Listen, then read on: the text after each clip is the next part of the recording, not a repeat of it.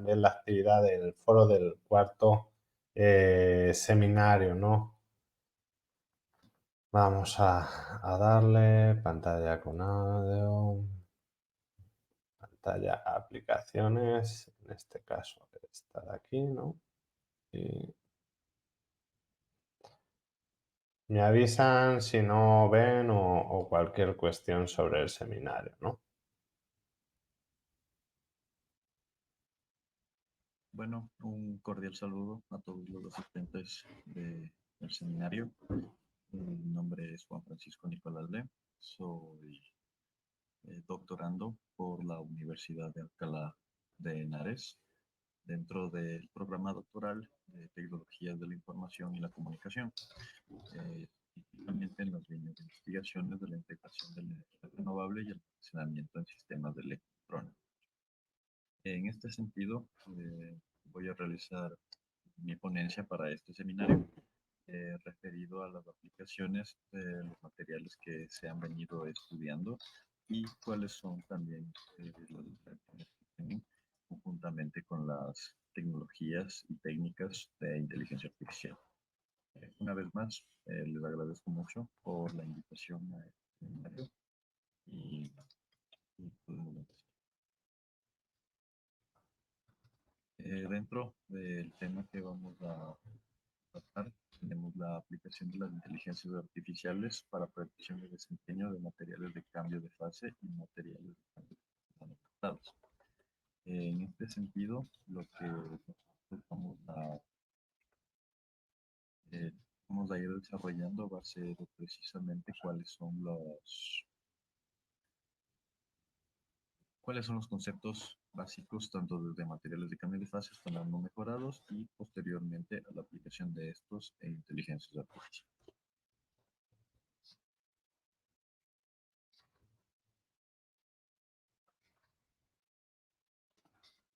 Empezamos con la definición de lo que son materiales de cambio de fase. Esto es por su sigla de inglés como Phase Change Materials, se lo conoce como PCMs, entonces vamos a ese concepto básico. Iniciamos por el hecho de que tenemos una necesidad. La necesidad es que energéticamente se debe ser mayormente responsable y de la misma forma se debe ser eficiente al poder almacenar los tipos de energías que se pueden generar. Específicamente en la de industrias tenemos energías que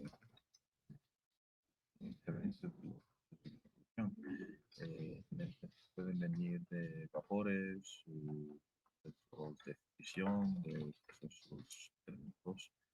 Todo este tipo de energía puede ser reutilizable o puede ser aprovechable. En este sentido, para poder utilizar esta energía, no necesariamente sino que se puede almacenar para poder luego ser liberado, en el caso de que sea necesario.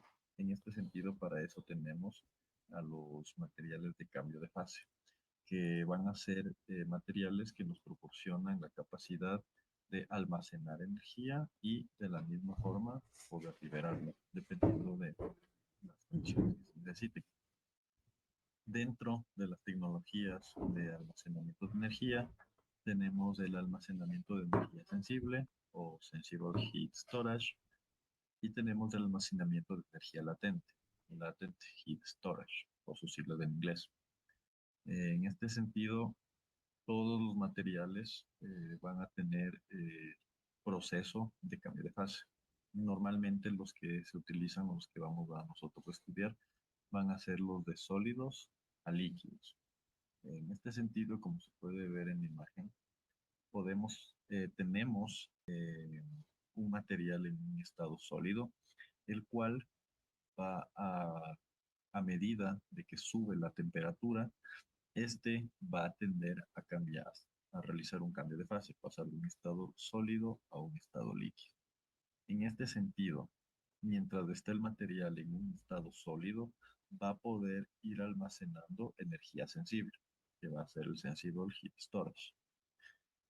De la misma forma, va a tener un almacenamiento de energía sensible cuando estemos en un estado líquido. El almacenamiento de energía latente, por otro lado, es precisamente la etapa de transición que se tiene entre el estado sólido y el estado líquido.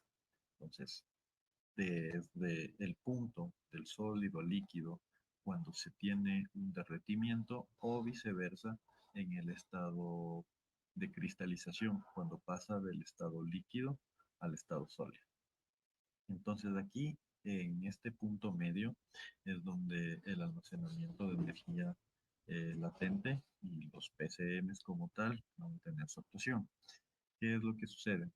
Que en el caso en el que sube la temperatura y que el material empieza a derretirse para poder pasar a su estado líquido, entonces vamos a tener una constante de temperatura. Es decir, que durante este momento, ambientalmente, se va a poder estabilizar la temperatura por el cambio de energía. ¿Qué está sucediendo ambientalmente? Pues para que el material pueda derretirse, es necesario que éste vaya absorbiendo energía.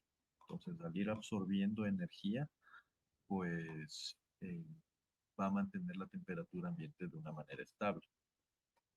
Por el otro lado, estamos desde un estado líquido a un estado sólido, el proceso en cambio de solidificación o de cristalización, vamos a tener que el material va a tender a cambio a soltar energía. Pues tener una menor energía, que va a estar en un estado sólido. Entonces, va a empezar a entregar la energía que ya había tenido almacenada.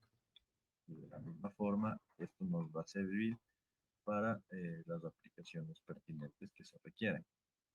Por poner un ejemplo, que tal vez lo veremos más adelante, es en las industrias de infraestructuras, que mientras el material empieza a absorber energía, este tendrá cierto derretimiento y esa energía latente quedará almacenada dentro del material. Sin embargo, el momento en el que las temperaturas empiecen a bajar, entonces de la misma forma empezará a liberar energía calórica, lo cual va a calentar el ambiente. En este caso, hubo una absorción de calor para obtener un mejor térmico en una temperatura constante o calentando el ambiente de una manera constante, mientras que en la segunda, en cambio, empezaron a bajar las temperaturas y se empezó a liberar ese calor para de la misma forma mantener una energía constante, una energía térmica que se puede aprovechar mediante los materiales de cambio de fase. En este sentido, los materiales de cambio de fase tienen varias ventajas. Dentro de las más importantes tenemos la fácil adquisición. Puede ser de una manera adquirida fácil, ya que existen varios tipos de materiales de cambio de fase. Podemos tener orgánicos, inorgánicos y de mezclas eutéticas. En el caso de los compuestos inorgánicos, tenemos las sales hidratadas, que se pueden utilizar precisamente ya para temperaturas un poco más altas. Y de la misma forma también tenemos compuestos metálicos. Por otro lado, tenemos los compuestos orgánicos. Dentro de estos vamos a tener a las parafinas y vamos a tener a los parafinos, que llegarían a ser los ácidos grasos. Los ácidos grasos se pueden obtener tanto de grasas animales como vegetales. eh, Tienen ciertos beneficios sobre los parafínicos, ya que al ser naturales, pues eh, tienen una buena estabilidad y más que nada no tienen toxicidades, a diferencia de otros tipos de compuestos.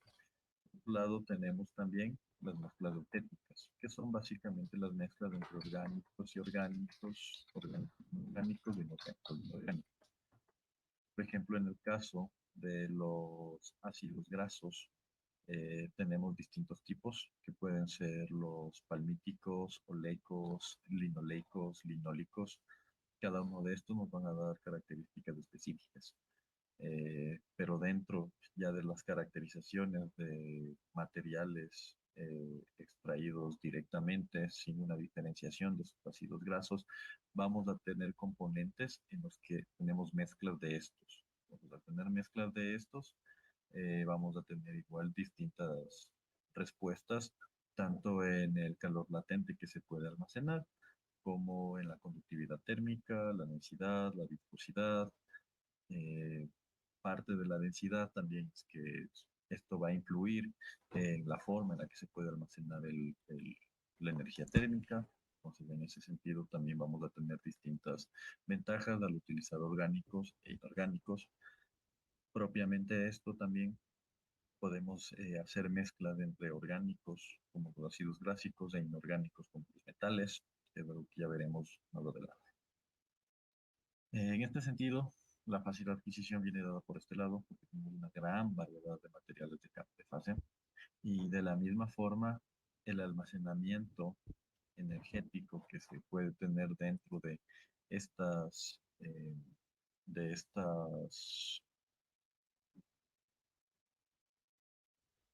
materiales va a ser bastante amplio, lo cual nos va a servir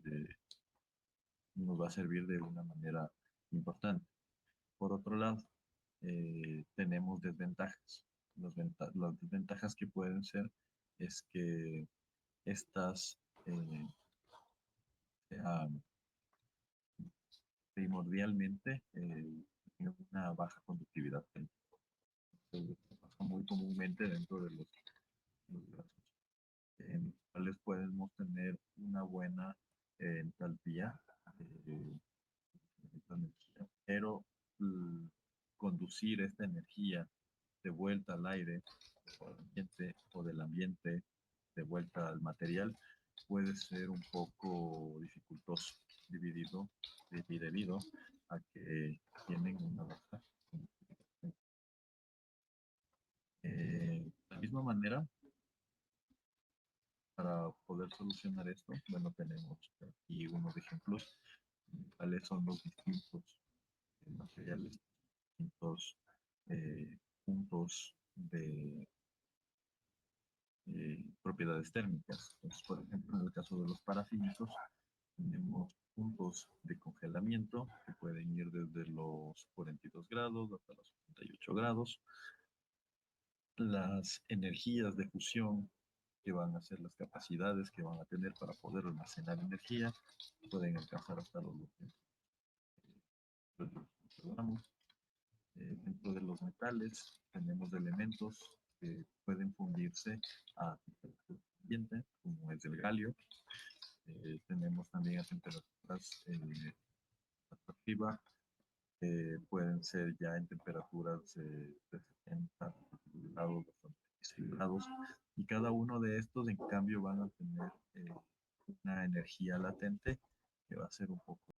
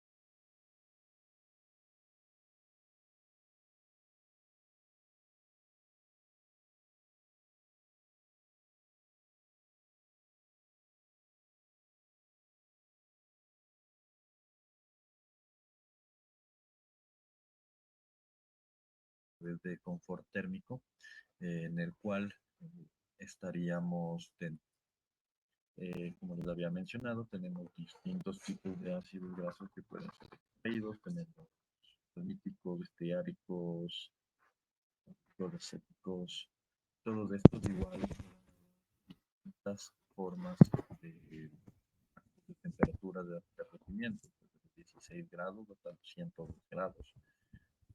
Lo importante aquí es también, ya que tenemos eh, un grado importante en el cual podemos trabajar, es saber a qué temperaturas de ambiente son las que se quiere mantener. Entonces, por ejemplo, si nosotros hablamos de un tema tal vez de confort térmico, en el cual estaríamos dentro de unos 25 a 30 grados centígrados para viviendas automotrices. Entonces requeriríamos de materiales de cambio de fase que tengan estos mismos rangos de cambios de temperatura. Básicamente aquí podemos encontrar a los ácidos grasos que pueden ser el glicol de polietileno. Tenemos también mezclas que pueden existir, como pueden existir en el caso de los palmíticos, parece. Bueno, los palmíticos tienen una mayor temperatura de derretimiento de 55 grados, pero si es que a esto le hacemos mezclas con otro tipo de materiales, otro tipo de ácidos grasos, como pueden ser los ácidos grasos oleicos, entonces podemos encontrar menores puntos de fusión. Inclusive, estudios que hemos realizado han detectado que tenemos aceites esenciales que pueden tener rangos de cambio de fase bastante amplios, desde los menos 24 grados hasta los 14 grados. Estos, en cambio, me sirve precisamente para poder mantener la temperatura ambiental dentro de este rango de cambio de fase, lo cual me serviría para aplicaciones de almacenamiento de productos en frío, como pueden ser alimentos, productos médicos, rosas, elementos orgánicos que requieren de una refrigeración. Entonces podemos tener este aprovechamiento de energía y darme una ventaja temporal en las cuales yo voy a tener una temperatura estable durante un tiempo definido, y este uso de este aprovechamiento de la energía, pues a la final me termina representando que no voy a tener que utilizar otros distintos elementos externos para poder enfriar, o por lo menos puedo minimizar el consumo energético requerido para poder realizar este mínimo de energía. Esa es la importancia que tenemos dentro de los PCMs. Entonces, para dentro de los materiales cambio de fase, específicamente entran la energía, los sistemas de almacenamiento energético de calor latente. Para esto, tenemos que tomar en cuenta distintas formas en las cuales podemos investigar.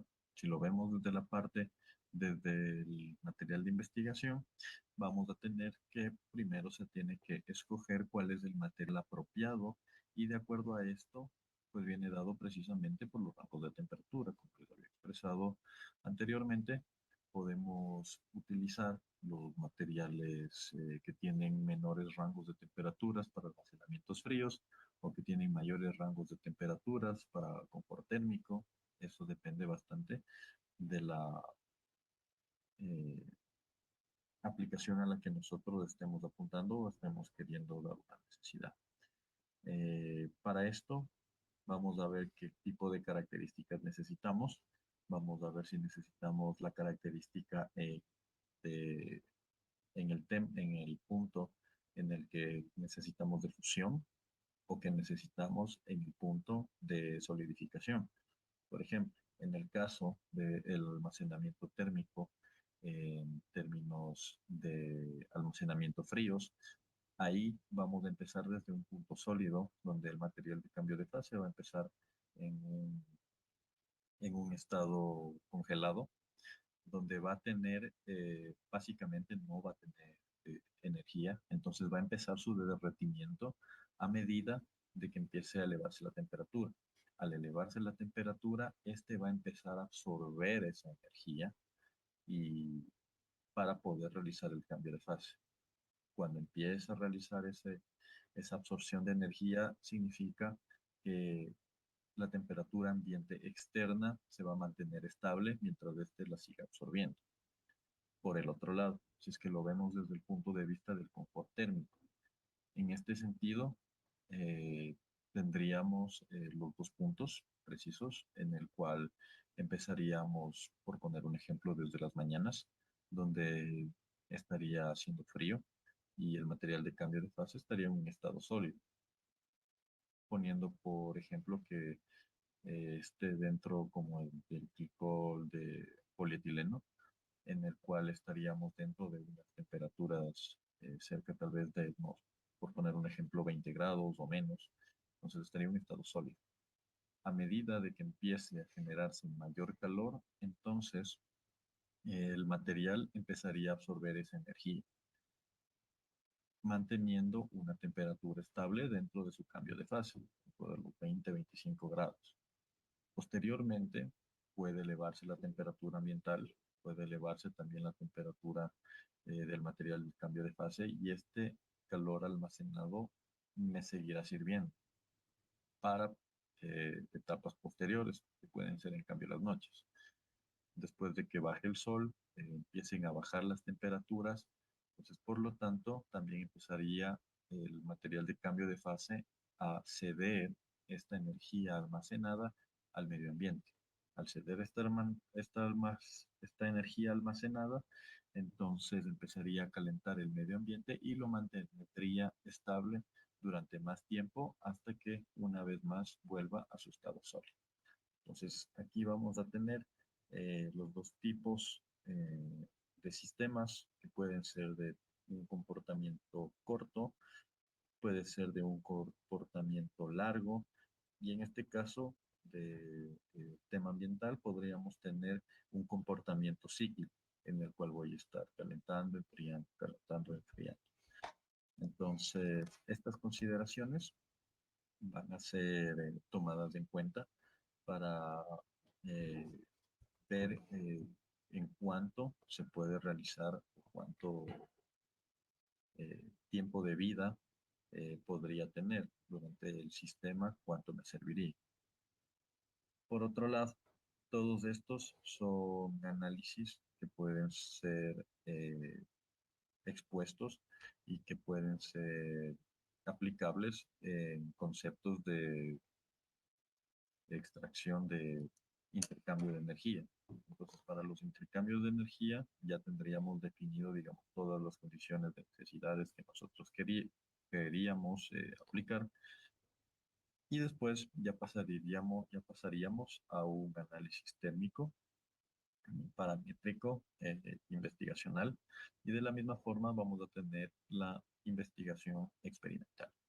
En este sentido, vamos a tener formas de validación que van a venir dadas por modelos predictivos, modelos simulados, que pueden ser dados por elementos finitos o por dinámica computacional de fluidos. De esta manera yo puedo ver qué parámetros me sirven o cómo sería el comportamiento dentro de estos sistemas de intercambio de energía y a la vez estos podrán ser validados mediante experimentaciones. Las experimentaciones pueden darse por métodos de laboratorio, por prototipados o por unidades piloto, los cuales me van a poder servir para poder ya tener una aplicación específica y al final poder ya dar un producto final a la industria, que sería el sistema que yo estoy modelando y después voy a poder ver cuáles son los costos y cómo sería la producción comercial. En este caso, o en la imagen que estamos viendo, se tienen todas estas consideraciones para la investigación con sistemas solares. Precisamente tenemos la energía solar que nos puede servir para distintos tipos de aprovechamiento, ya sea para el aprovechamiento, como les decía, la parte de ambiente, o también para su aprovechamiento en calentamiento de agua. Por poner un ejemplo, para eso tendríamos materiales de cambio de fase que no solamente los necesitaría a temperaturas de confort humano, entre 20, 25, 30 grados, sino que ya en temperaturas en las que el agua me sea útil de una manera caliente, 50 grados, 60 grados, 70 grados. Podríamos encontrarlo eso en los palmíticos. Entonces, en este sentido, esta es como se daría la investigación para los materiales de cambio de fase.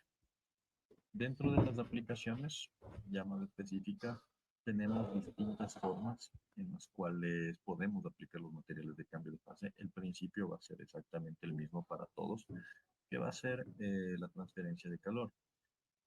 Para esto tenemos, por ejemplo, lo que son calentadores de agua.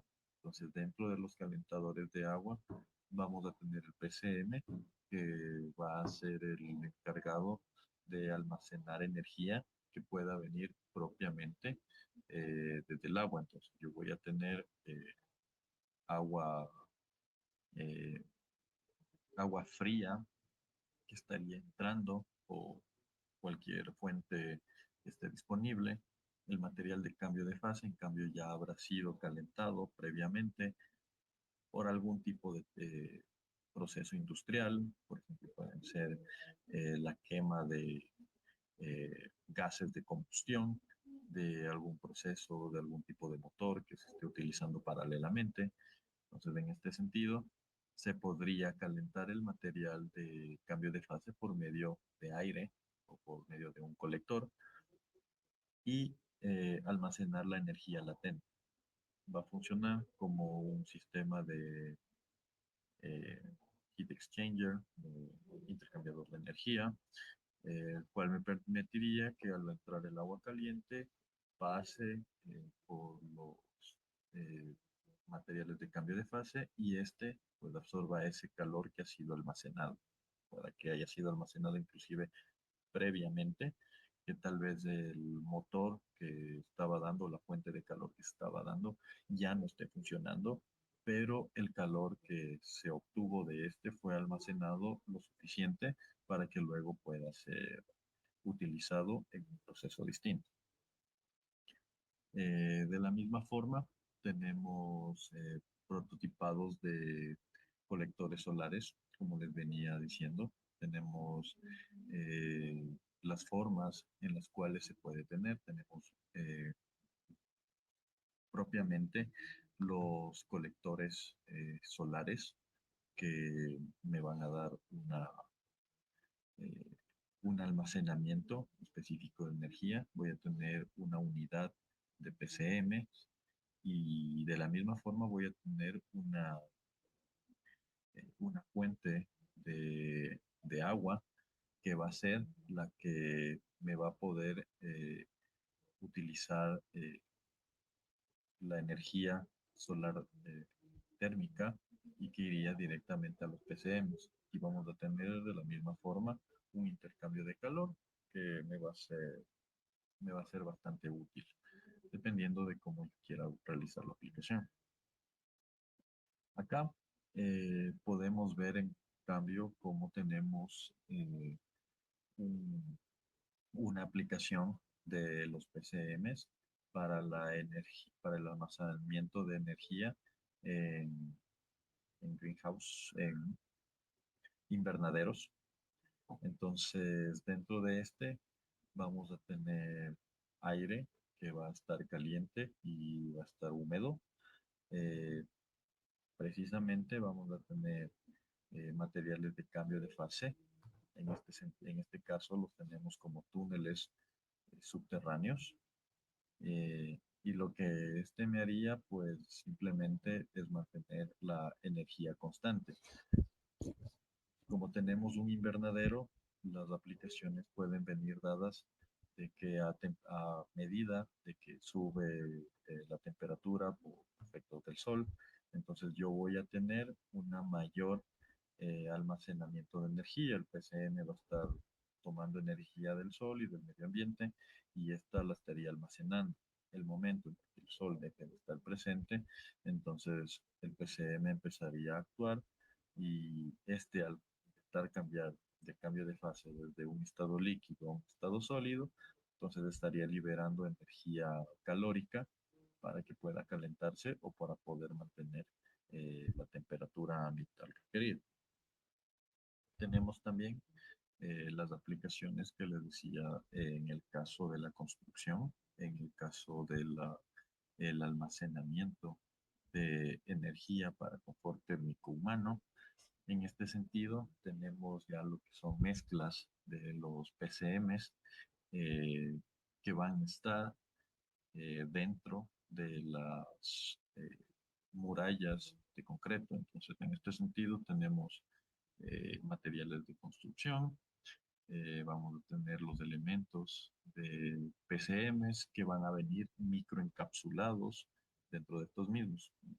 PCM puede ser encapsulado propiamente y va a tener el mismo efecto, ya que solamente se necesita el cambio de fase de sólido a líquido y de líquido a sólido, pues este puede ser encapsulado y puede ser distribuido por todo el panel para que así este me permita tener una mejor eh, almacenamiento de energía.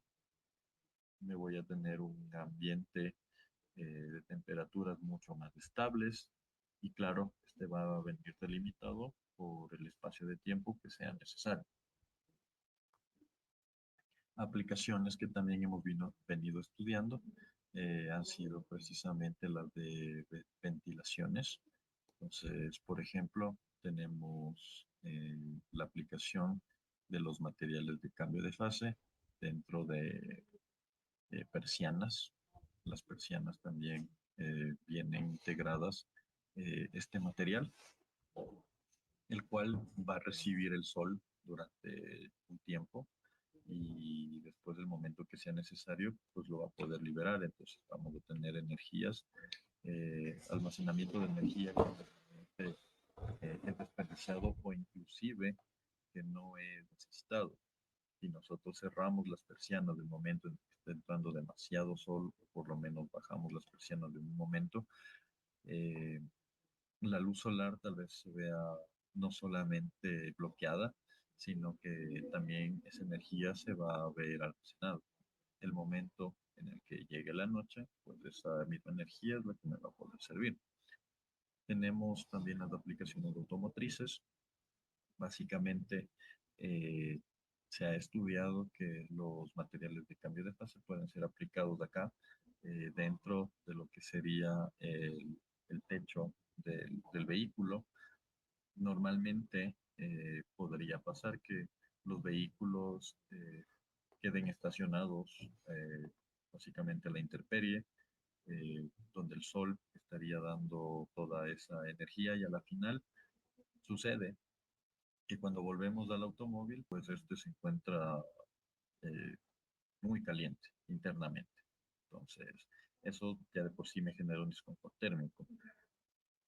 El uso del PCM precisamente me sirve para que pueda absorber este calor para poder realizar su cambio de fase, absorber este calor que me sirva de cierta forma como un aislante, de tal forma en el que ingreso al vehículo y no está tan caliente o no tengo yo ese desconfort térmico.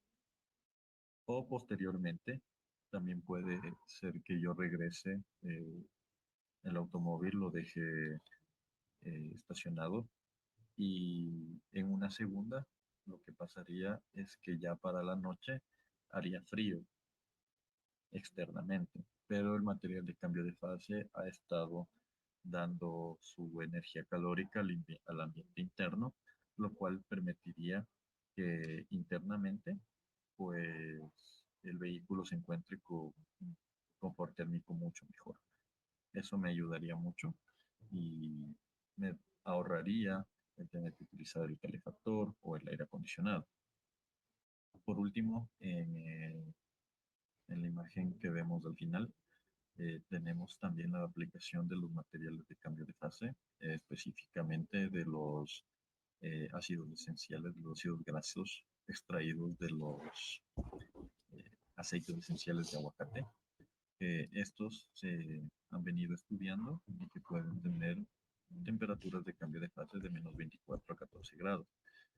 Dentro de un cooler se ha venido estudiando cuál es su aplicación o cuál es su comportamiento, cómo este puede refrigerar el ambiente interno, y los resultados han sido bastante satisfactorios en el sentido en los que se ha visto que el aire interno puede durar hasta 2 horas más en un rango de temperatura deseado, a diferencia de el no utilizar el PCM como tal. O sea, al tener el aire PCM internamente, yo llegaría a una temperatura de unos 14 grados tal vez, después de unas 6 horas de almacenamiento. Mientras que sin él, en cambio, estaría llegando a esa misma temperatura a las 4 horas. Entonces tendría una ventaja de unas 2 horas más, en las cuales no requeriría de algún otro tipo de almacenamiento o de algún tipo de proporcionamiento de energía fría. Pues de esa manera se aprovecha de mejor manera los recursos energéticos. Sin embargo, como les había venido mencionando anteriormente, se tienen los problemas dentro de los materiales de cambio de fase que tienen una baja conductividad térmica. Esta baja conductividad térmica eh, viene dada precisamente porque no es propio del material. Entonces, para poder mejorar esta conductividad térmica, se ha venido dando los estudios en los cuales se añaden nanopartículas que van a ser partículas sólidas de materiales orgánicos o inorgánicos que tienen una dimensión de entre 1 hasta 100 nanómetros. Dentro de estos podemos encontrar materiales como pueden ser el grafeno, los nanoóxidos, nanotubos de carbono, tenemos espumas metálicas porosas, los propios materiales de cambio de fase microencapsulados y que vengan propiamente con un, eh, con un elemento nanoestructurado, el cual me va a permitir tener mejores propiedades. Entonces, en este sentido, el material de cambio de fase va a ser el encargado de poder almacenar la energía, pero el nanomaterial adquirido, añadido, me va a permitir tener una mayor conductividad térmica. Sabemos los metales, por su estructura atómica, tienen un mejor manejo de los electrones, del flujo electrónico, por lo tanto, tienen una mejor conductividad térmica. Precisamente por eso se utilizan materiales como el cobre para elementos de conducción térmica. En ese sentido, tenemos precisamente la utilización de materiales como el cobre como tal, sería un nanometal, o los nanoóxidos que se pueden utilizar, como pueden ser, por ejemplo, el óxido de titanio, que se pueden extraer inclusive de arenas de playa, arenas negras. Para la forma en las que podemos encontrar también la encapsulación de los nanomateriales, de los materiales de cambio de fase con sus nanomateriales, vamos a tener que pueden ser mononucleares, polinucleares, en forma de matrices o como una multietapa. Y de la misma forma, las aplicaciones van a venir dadas al igual que con un PCM, solamente que este va a venir incluido con nanomateriales.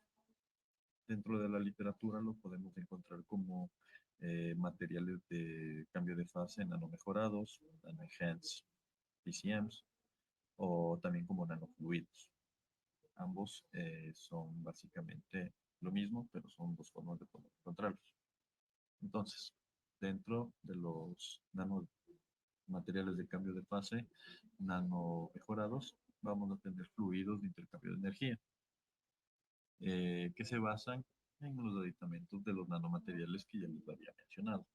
Para esto vamos a tener distintas eh, categorías, se podría decir, o materiales o elementos. Podemos tener los metales puros como tal, podemos tener aluminio, hierro, plata, níquel, cobre, oro, etcétera. Las propias aleaciones de los materiales, podemos tener aleaciones de hierro, eh, de aluminio con cobre, de plata con aluminio. Todos estos pueden ser utilizados dependiendo de cómo me pueden servir. Podemos tener también los óxidos cerámicos. En este caso podemos encontrar la alúmina, que va a ser un óxido de aluminio. Tenemos la sílica, que es un óxido de silicio. Estos serían de la misma forma utilizables como nanomateriales, ya que me permiten utilizar las propiedades térmicas de conductividad que necesitamos. Cerámicas de nitruro, tenemos eh, silicio y carbono, elementos semiconductores, como pueden ser el óxido de titanio, el óxido de silicio, el grafeno y nanoláminas de óxido de grafeno, el grafeno y todo lo que son nanotubos de carbono. Básicamente son elementos orgánicos a base de carbono. Entonces, al ser también elementos orgánicos, me dan ciertas ventajas sobre otros tipos de materiales. Estos nanotubos de carbono, bueno, todos los elementos de carbono van a tener una mejor compatibilidad con materiales de cambio de fase que vienen dados como orgánicos propios, como pueden ser las mismas parafinas o como pueden ser los ácidos grasos. Entonces, en este sentido, tengo una mejor interacción con los materiales de cambio de fase de origen orgánico.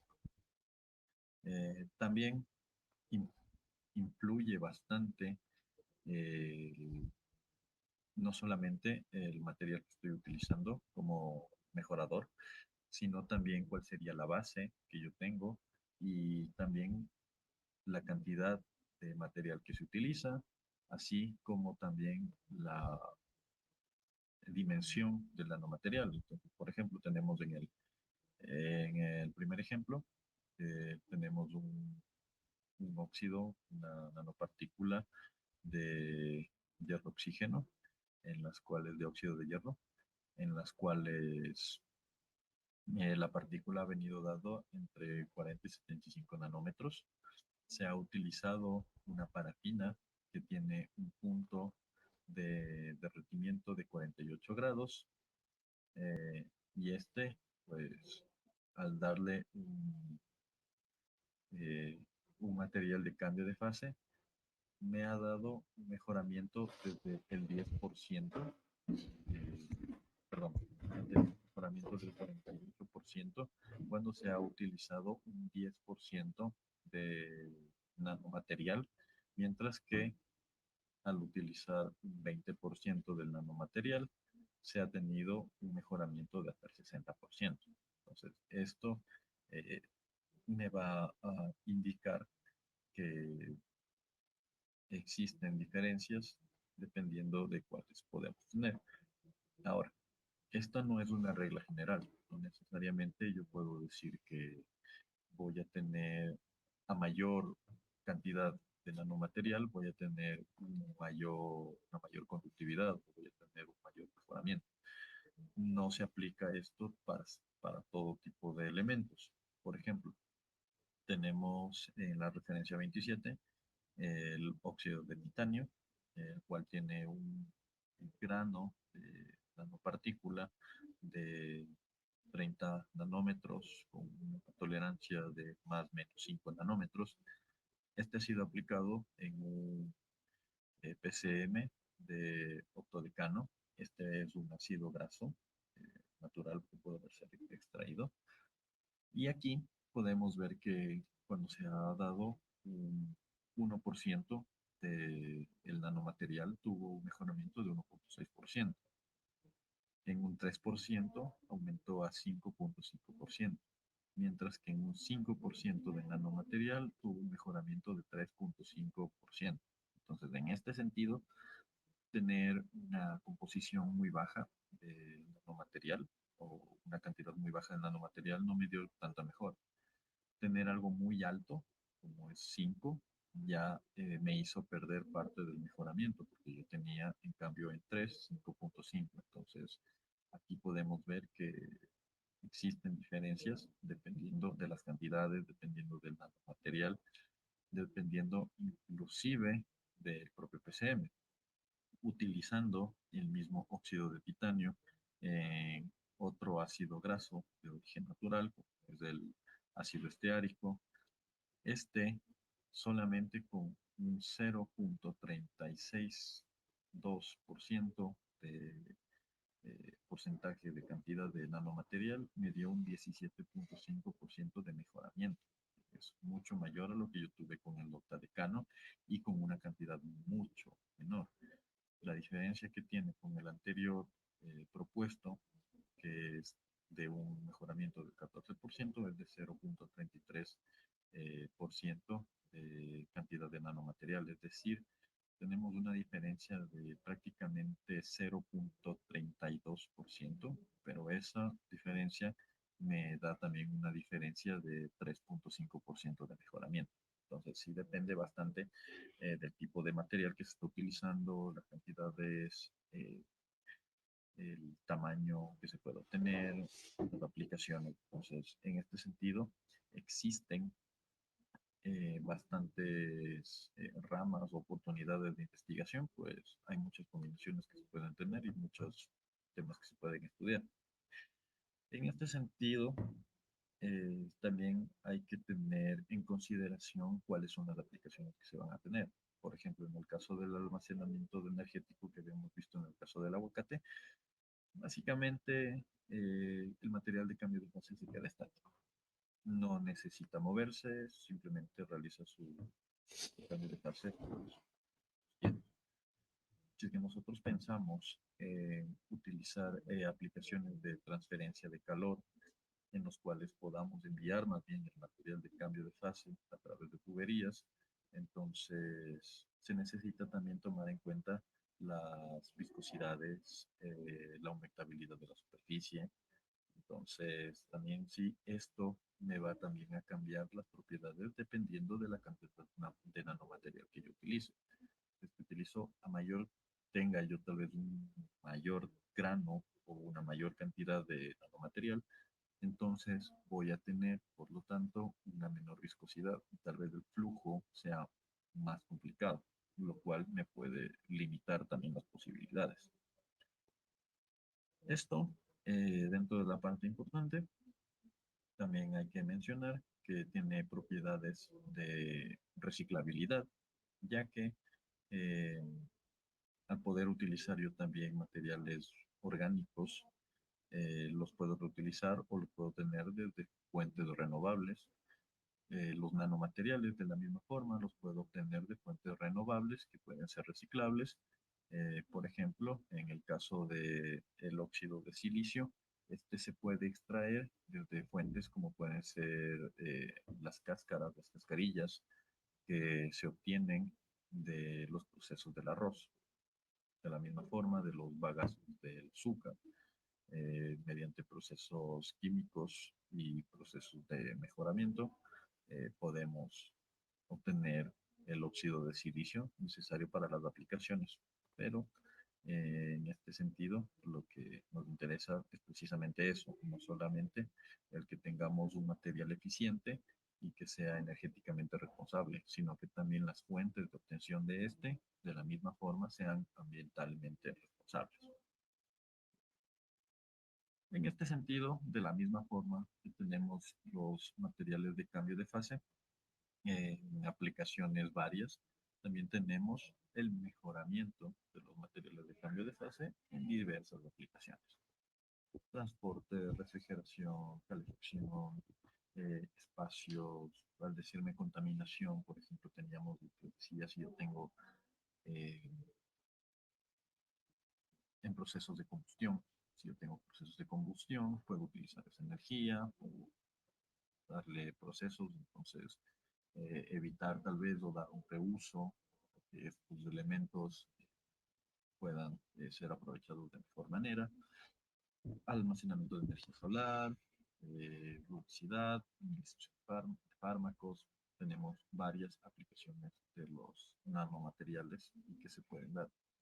Como ya les he dicho, el material de cambio de fase vamos a tener gran variedad de estos, vamos a tener muchas aplicaciones. Si a esto le añadimos el factor de la nanopartícula, entonces vamos a tener todavía más un espectro mucho más amplio.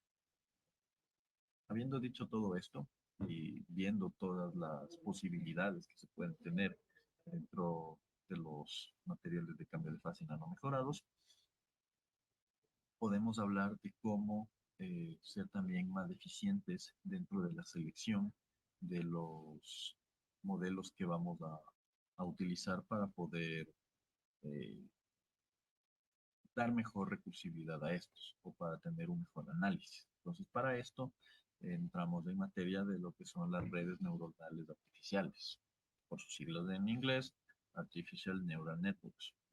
Entonces, las redes neuronales artificiales me van a ayudar a predecir el comportamiento de sistemas complejos.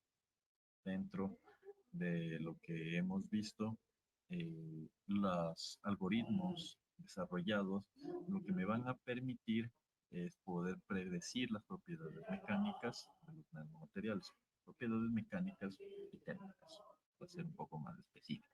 La térmica sale de una rama de la mecánica.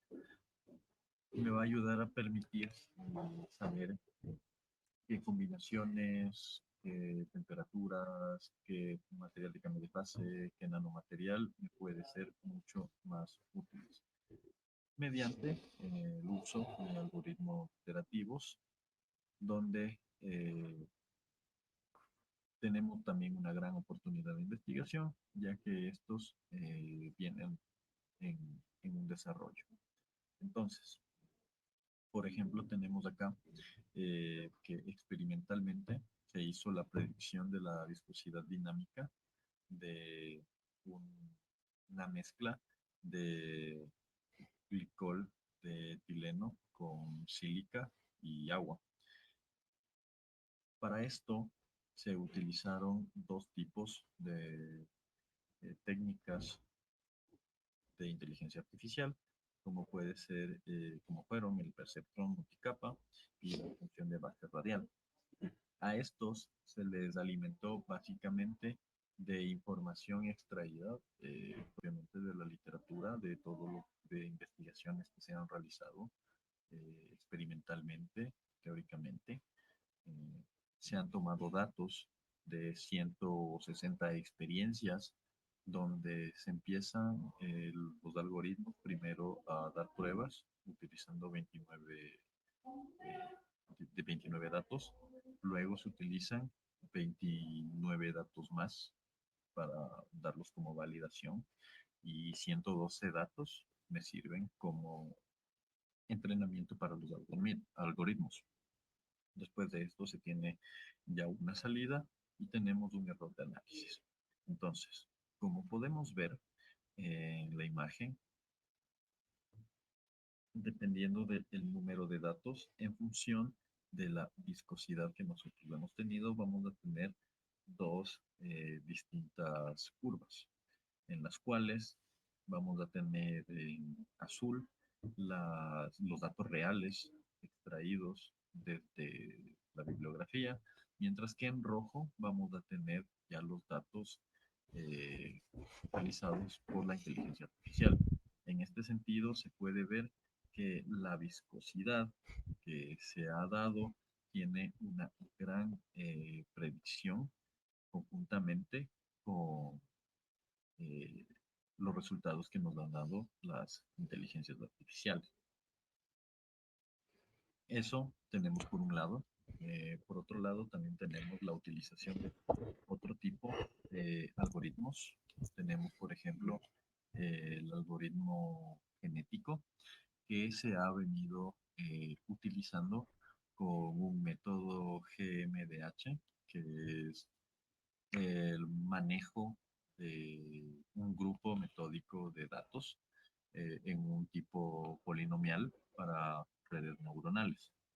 La utilización de estos eh, algoritmos genéticos para redes neuronales polinómicas también ha sido considerado conjuntamente con eh, otro tipo de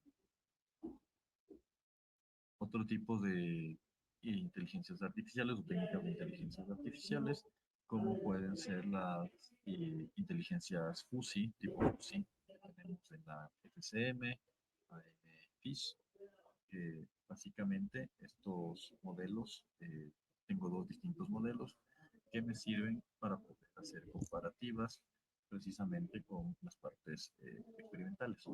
En este sentido, lo que se ha buscado fue la conductividad térmica que se produjeron en un nanofluido de sílica con agua.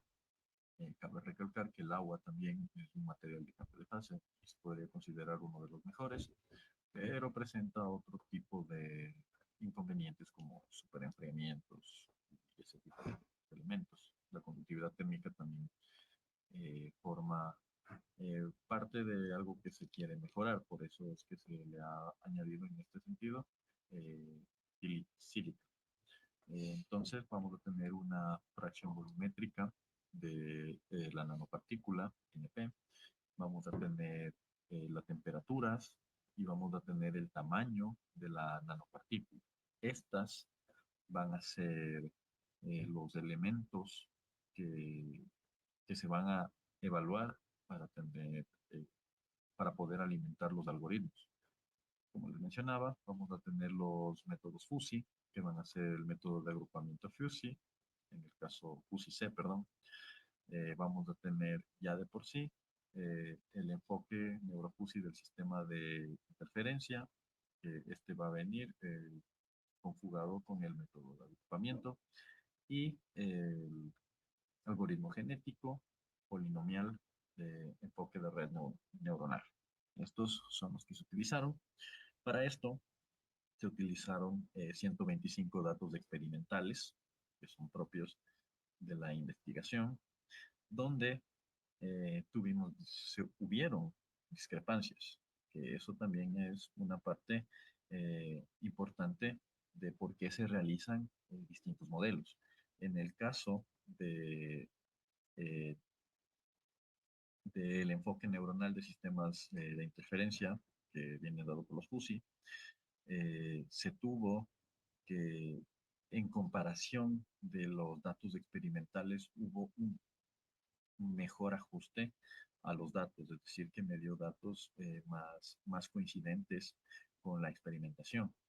Por otro lado, el algoritmo genético polinomial de red neuronal me dio, en cambio, una variación, se refleja de una manera un poco parecida, pero no tiene el ajuste necesario, o por lo menos no tiene un ajuste tan bueno como me pudo dar los métodos FUSI.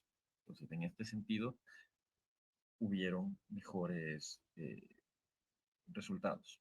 El presente resultado que les estoy mostrando es el que mejor se ajustó.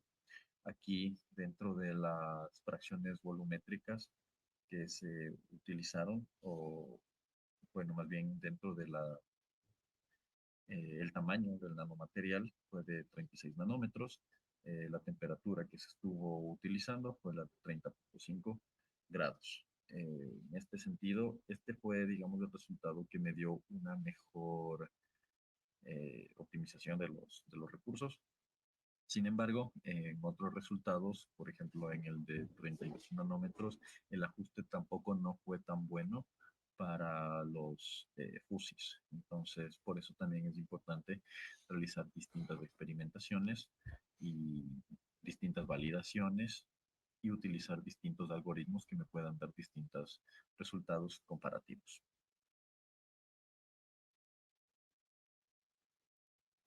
Eh, en otro tipo de investigaciones, también eh,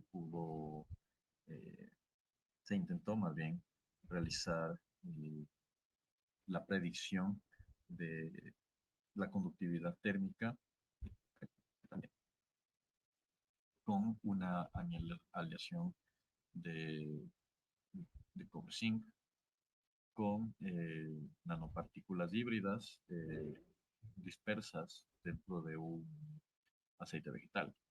Entonces, para esto, la representación de la red neuronal eh, de la, del análisis se tomaron en cuenta las temperaturas que habrían sido de 30 hasta 60 grados, la fracción volumétrica entre 0 y 0.5 gramos, 0.5% de peso en relación al aceite vegetal utilizado, el diámetro de la nanopartícula y la relación que hubo entre la conductividad térmica y el fluido base con una nanopartícula.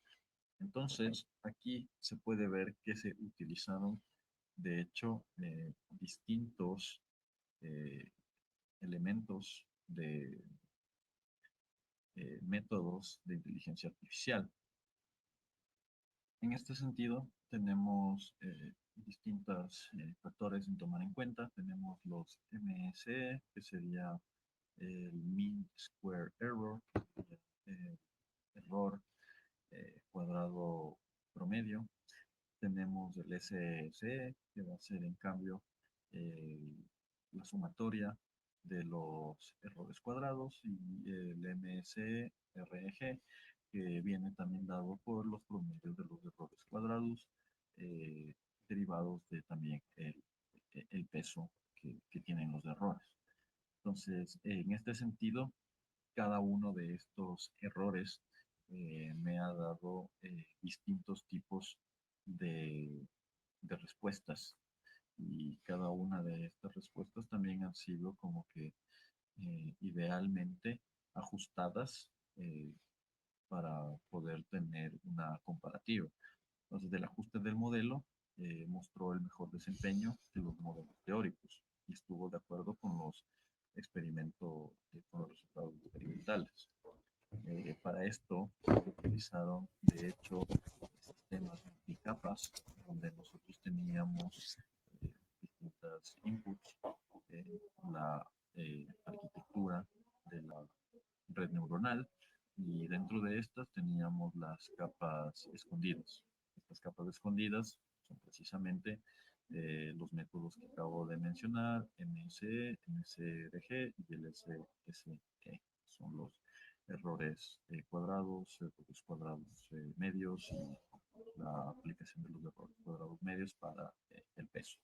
Todos estas distintas técnicas multicapas me dan un resultado específico que viene dando ajustes de acuerdo a los elementos experimentales.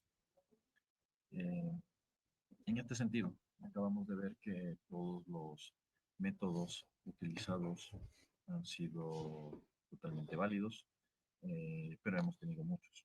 Entonces, para esto tenemos también el concepto de CMIS, que es Committee Machine Intelligence System, eh, el cual me permite comparar el rendimiento que se ha tenido dentro de los distintos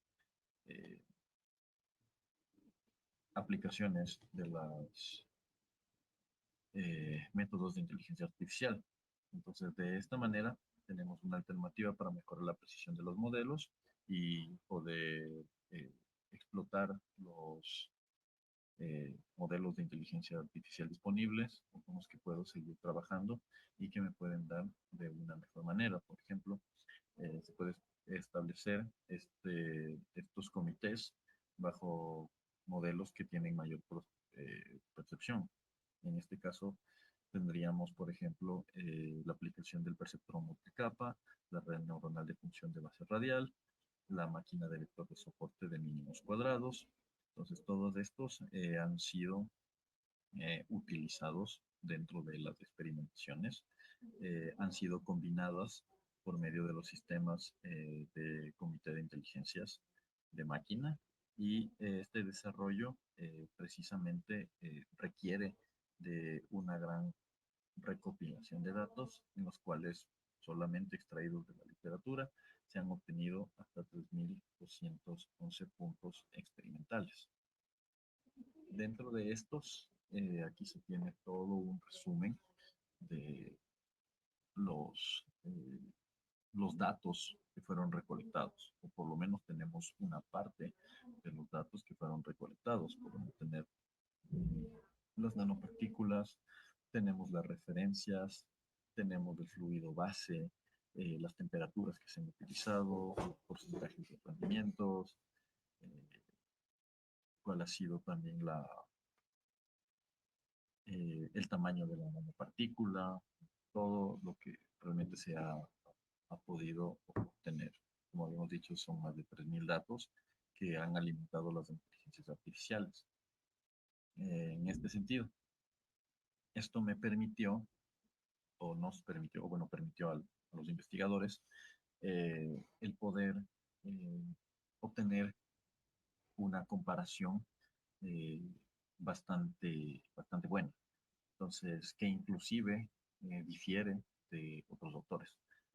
Como podemos ver en las distintas etapas en las que tenemos la experimentación de un óxido de cobre con agua destilada y también tenemos el óxido de cobre como nanopartícula con un etilenglicol, donde se ha dado la evaluación del volumen de fracción de la nanopartícula relativa a la conductividad térmica y también la temperatura relativa a la conductividad térmica. Dentro de todas estas experimentaciones tenemos datos experimentales que coinciden de una manera muy satisfactoria eh, con lo que se ha utilizado con los métodos del Comité de Inteligencias de Máquina. A diferencia de cuando se han realizado las mismas, digamos, el mismo proceso de integración, pero por dos distintos autores. Entonces, los autores a veces pueden distanciar porque estamos analizando una gran cantidad de datos, más de 3.000 datos, que pueden ser confusos a veces, pero mediante el uso de inteligencia artificial se puede utilizar estos datos de una mejor manera y como podemos ver experimentalmente, estos coinciden de una mejor manera con todos los datos analizados.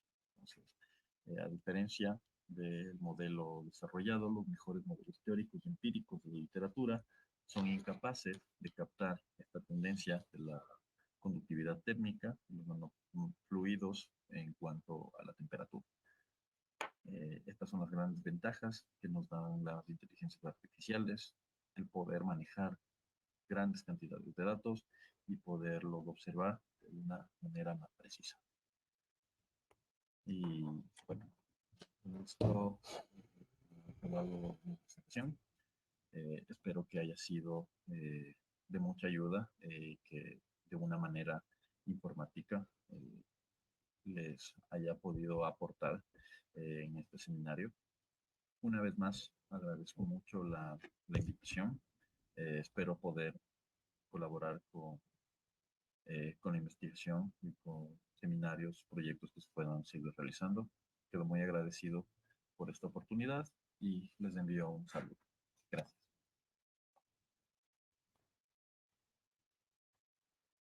A ver, un segundo. Voy a